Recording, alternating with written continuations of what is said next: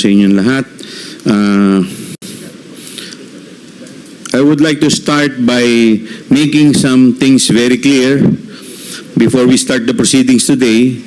I have heard, and I assume many of us here have heard, accusations and insinuations regarding this committee and these proceedings, implying that this is somehow a political exercise or an attack on an individual. I would like to make things very clear. This is not the case.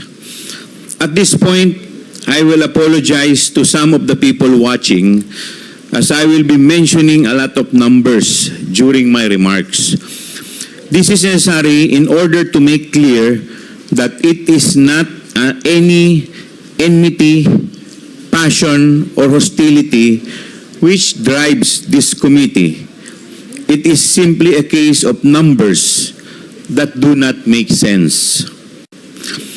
This is why, if you would recall, last week's hearing focused on the issue of confidential funds.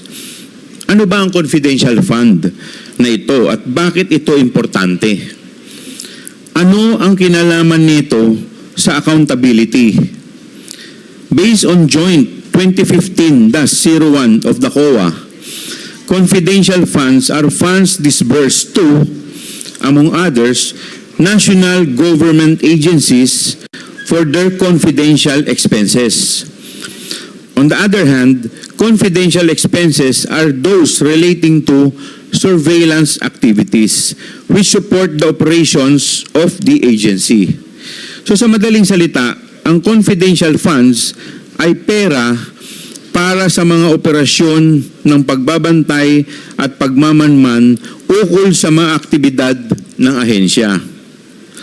While this may seem to be a very specific definition, we cannot help but notice that the joint circular provides very loose requirements for the release of confidential funds to agencies and also requires less specific information and documents in order to liquidate and account for.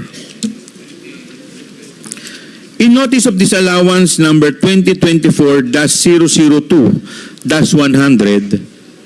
the COA disallowed the amount of over 73 million pesos, representing almost 60% of the 125 million pesos in confidential funds.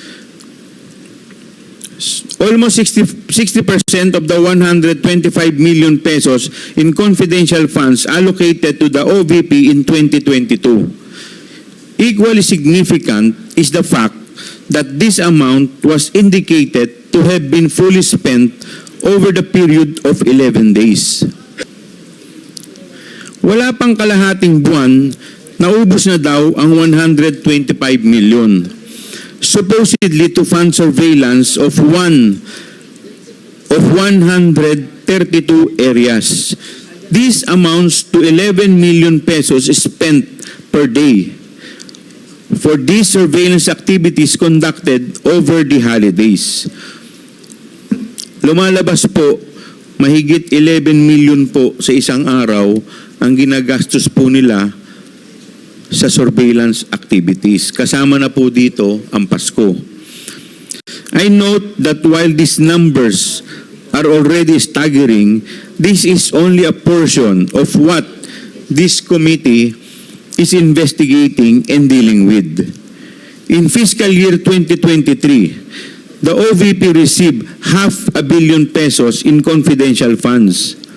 This includes the 125 million mentioned above, disbursed in 2022. In addition to this amount, spent in 11 days, the OVP was disbursed 125 million per quarter for the first 3 quarters of 2023. The entirety of which has been questioned by the COA through Audit Observation Memorandum o yung tinatawag po nating AOM.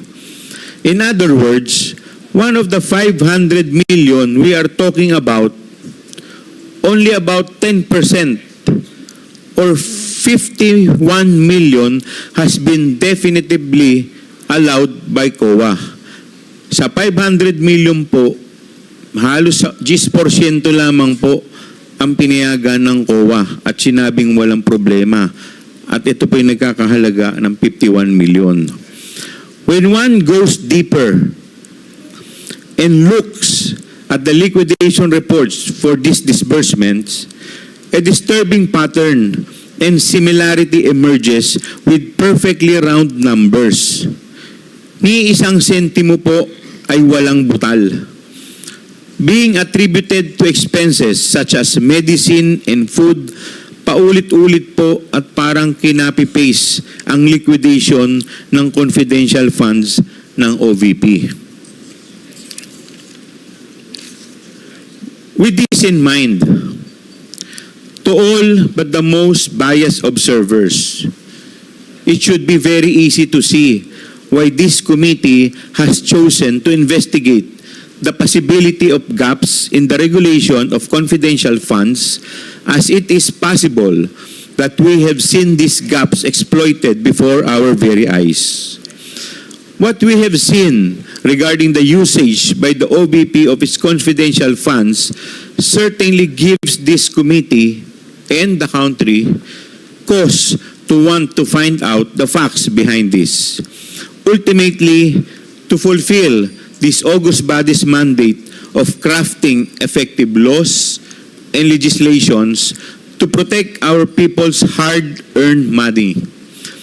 This committee is understandably very alarmed at these reports implying misuse of public funds. In particular, because of the astronomical, almost unimaginable amount of money involved. I must stress at this point that the sheer vastness of these potentially misused funds sets this matter apart from other instances of irregularity and disallowance. These amounts easily surpass the threshold for the crime of plunder under our laws.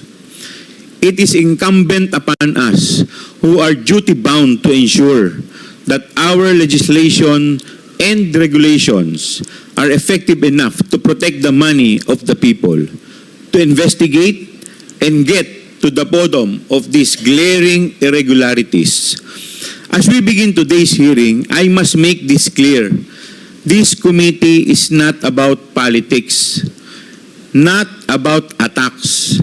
It is not even about the release or approval of any budget, as some have implied. This investigation is not prompted by any motive other than a desire to make the numbers make sense. This committee and these proceedings are about accountability.